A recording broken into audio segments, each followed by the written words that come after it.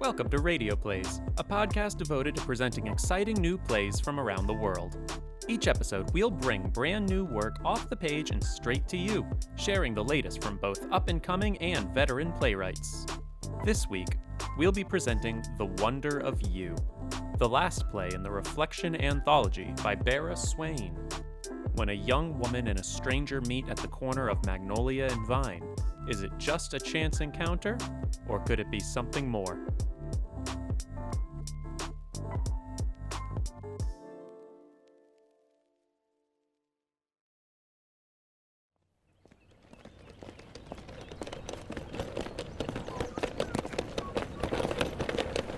It's a free country.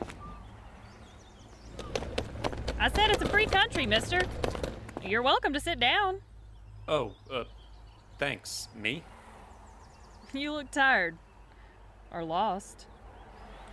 Are you lost too, mister? I don't want to, invade your, space. This is DeKalb County. Not going to happen.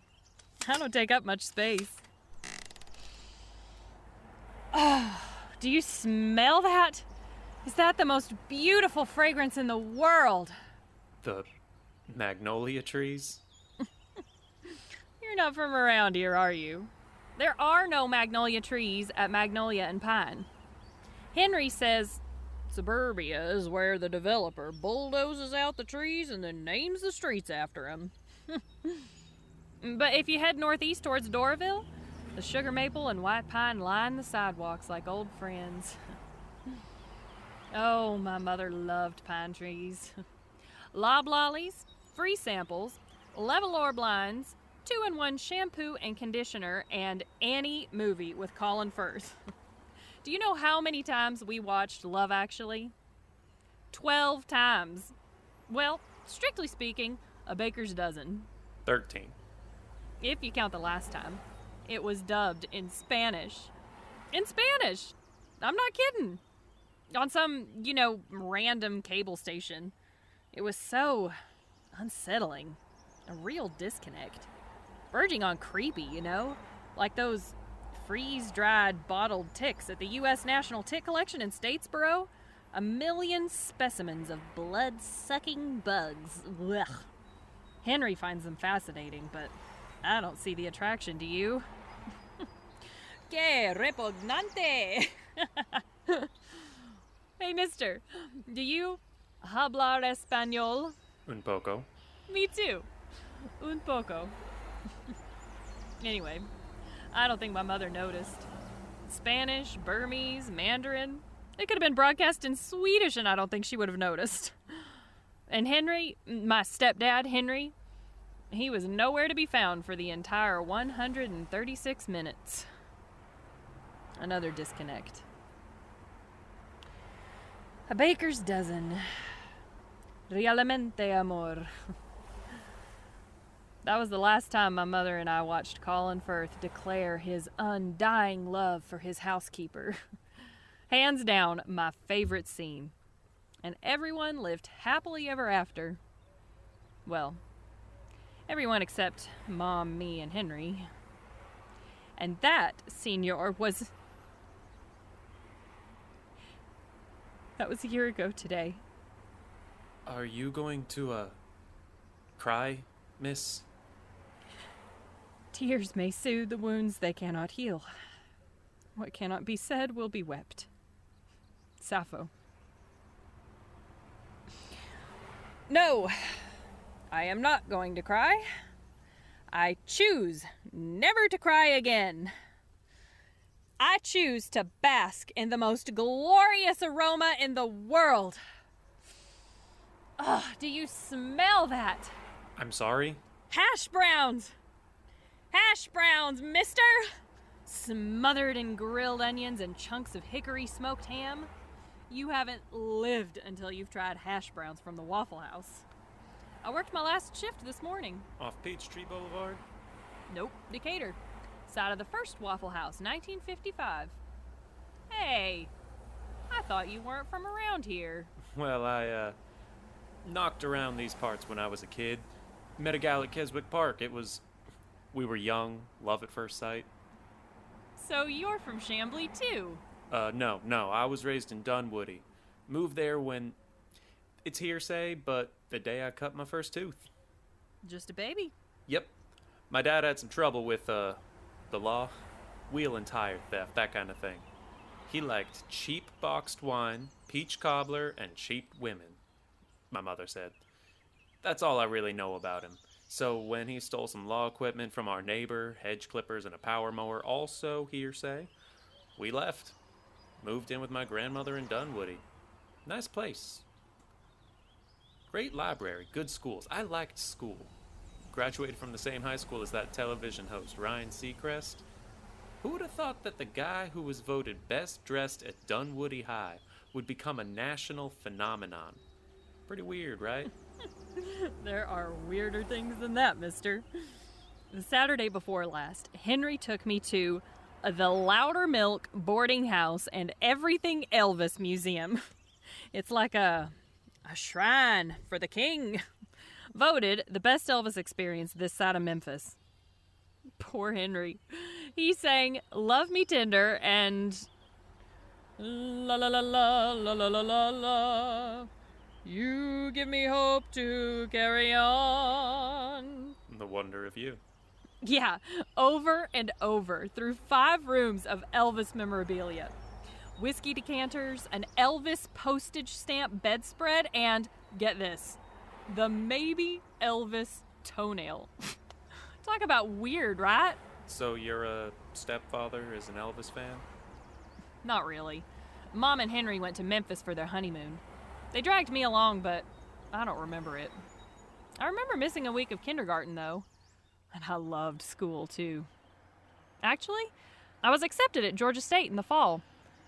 But I'm not sure if I'm going. Henry bought me a second-hand car for graduation. It's an easy commute from Decatur. And that's where we moved after middle school, and Mom, well, it was closer to the Winship Cancer Institute. Hey, mister, you ever heard of magical thinking? Sure have. I'm inclined to practice it myself. Well, I know that it's magical thinking, but... See, the year we moved to Decatur... How old were you? 14. And it was... Don't make fun of me, okay? But it was the last time I could go to the daddy-daughter dance. And that's the annual semi-formal dance for girls in the 8th grade or younger. And their fathers. Daddy, daughter, daughter, daddy, right? Even though grandfathers, uncles, they were also welcome. And Henry loved that night. He always wore his blue suit. He only has one suit. And he'd wash the car that morning even though it was February and cold, really cold. Henry'd come back inside and his fingers would be a few shades lighter than his dress shirt. My mom warmed them in her armpits. It was part of our tradition. Then Henry would go on and on about the menu. It was always Italian food. Well, Henry called it Italian. I wonder what kind of Italian food they're serving this year.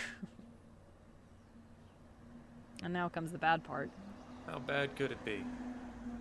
Oh, it's bad. It's very bad. Because instead of joining in for the line dancing, Henry loves the electric slide. And instead of eating lasagna and picking the green peppers out of his salad, he hates peppers. I spent the entire night standing at the entrance of the Chambly Civic Center in the suede leather pumps Henry bought me for the occasion, looking. I know it's magical thinking, mister, but I was looking for my father. I thought maybe, just maybe he'd show up. The funny thing is, I don't even know what he looks like, or I don't know anything about him except for what my mother told me, and that wasn't much. But I figured I'd recognize him anyway, you know? He's my dad. And moving to Decatur. It was his last chance to find me. A chance in a lifetime. Magical thinking. And I know I hurt Henry's feelings too.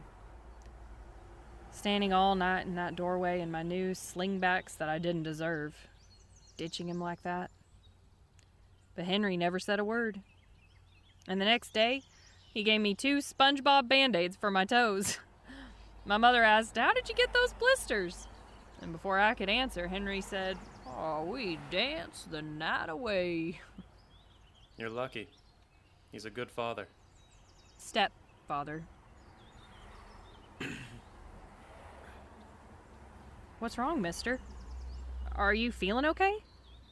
We can move into some shade if you like. The afternoon sun can get pretty brutal in these parts. Hydrate, hydrate, hydrate. That's what Henry always says. You gotta take it easy during the hottest part of the day. Here, drink. I'm fine. Thank you. It could be heat exhaustion, mister. It happens to the best of us. There's no shame in that. Thank you. I got a lot to be ashamed of, miss. That's what brought me back to Chambly. It's been a long time. Waiting in line at Walmart's 1-hour photo center is a long time, mister. Define long. Well, let's see. Graduated from Dunwoody. You haven't been back here since high school? No, not exactly. I knocked around that summer after graduation, did odd jobs for my grandmother. She spoiled me, oh yeah. Spent the rest of the time shooting hoops at Kenwick Park and romancing my gal. It was harder when I started USC that fall. Tried to make it down every weekend to visit, slacked off on my studies. Pretty disappointed in myself. Dropped out in the middle of my second semester anyway, when I got my gal in trouble. If you know what I mean. Big trouble with a capital T. Didn't tell a soul except my grandmother. She took it to her grave, too. Leukemia. She went fast, I'm grateful for that. My mother, she was dating a guy from Atlanta, and neither of them were too interested in me, so nobody asked any questions when I quit college and took a job at the Frito-Lay plant. Until it closed. Saved some money. I wanted to do the right thing, be responsible. Yep. I was young. Around the same age as you. What are you, 19? 18. And a third. About that age. On my last day of work, I had a fender bender on account of Bud. Bud Light, that is. Passed out on the floor. Hardly room in the bed for me anyway. My pint-sized gal was wider than a tree trunk. 8 months pregnant and all. The next morning, I packed a bag about the same size as the one you're carrying now, headed to the airport, and boarded the next plane out of here. Still regret it. Deeply. Very deeply. Remorse is the poison of life. Henry say that too? Emily Bronte. So, why are you here, mister? What are you doing in Chambly? Well, my wife, that is, she's expecting our first in a couple of weeks. Oh, that's good news, right? And I want to be a good parent, a good father. But it keeps gnawing at me. Can't shake off this feeling that I'm not going to do right by her. I mean, how will my daughter ever trust me when I failed my firstborn? How will she ever feel safe? Oh, you're having a girl? Yep. And I thought if I could only find my love child, maybe I can earn that trust from the both of them. Magical thinking, right? But meeting you here like this, it gives me more confidence that my youngin' is safe and loved and being taken care of. The way Henry takes care of you. He's not my father. I heard you the first time, miss, but I can tell you this. If I could be half the father to my little girl that Henry is to you, I'd be a proud and happy man. You don't know anything. Anything at all, mister, and I don't want to talk anymore, okay? I think you should leave. That's something I'm good at. I didn't mean to intrude, miss. Name 5 things you know about your father. What? I said name 5 things you know about your father. You've got to be kidding me. You're stalling. I think you're stalling. No, I'm not. You don't know one thing about him, miss. You don't know if he's a thief, or if he likes green peppers, or... Pa, My father liked frozen blueberry pie. That's one thing. You know hundreds of things about Henry. What did he do that you can't forgive him for? I'm not listening to you. You don't know what you're talking about. We're not talking about me. I asked you to name 5 things that you know about your father. He wore a lucky red bandana, okay? Okay? Never took it off. Stop looking at me like that. That's 2 things. He loved my mother. I'm sure he did. He loved my mother. I don't doubt it. That's 3 things. So why did he leave me? I can't answer that, miss. I wish I could. If he loved us so much, why did he leave me? I kept calling for him. Henry! Henry!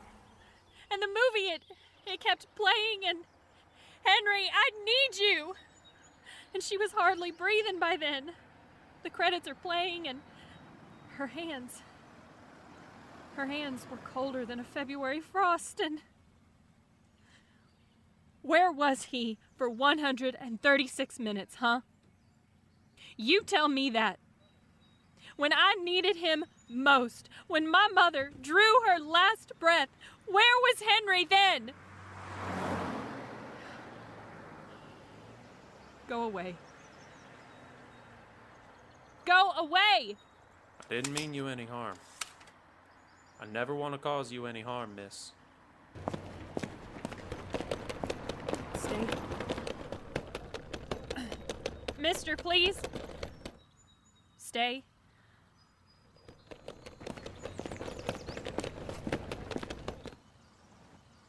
My father wasn't there for my entire lifetime, but I forgive him. Why can't I forgive Henry? I don't know. But I can sit with you for a while, if you'd like. Maybe we can figure it out together. No, it's okay. I think I'm going to be all right. Besides, don't you have a plane to catch? Yep. That I do. And you're sure you're okay? Yeah. Hey, mister? Did you pick out a name for your baby? Well, my wife is still on the fence, but I think I can win her over because I'm so charming, oh yeah. But I always wanted to name a daughter Sarah Lee. Why? Well, everybody doesn't like something, but Nobody nobody doesn't like Sarah Lee. Lee. It's a good name. It's a memorable name. I hope she wears it in good health, Senor. Thank you, Chica. And thank you for the water. You might want to find some shade too.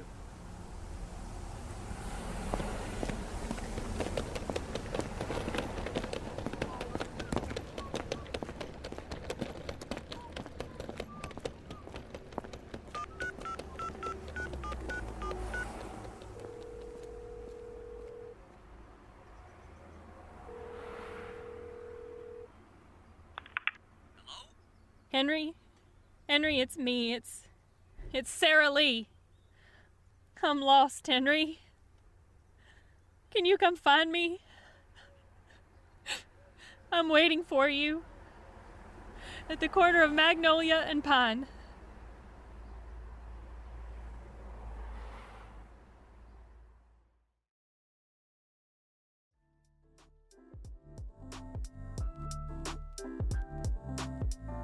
Thanks again for listening to Radio Plays. If you liked what you heard and are interested in helping us share more amazing new works, check out our Patreon page where you can donate and even become a seasoned sponsor. You can also follow us on Facebook, Instagram, and Twitter at The Radio Plays. The Wonder of You was written by Bara Swain and directed by Klay Brackney-Wandelear. The cast featured Kara Leimer as Girl and David Soyka as Man. Sound design and editing by Rebekah Varghese.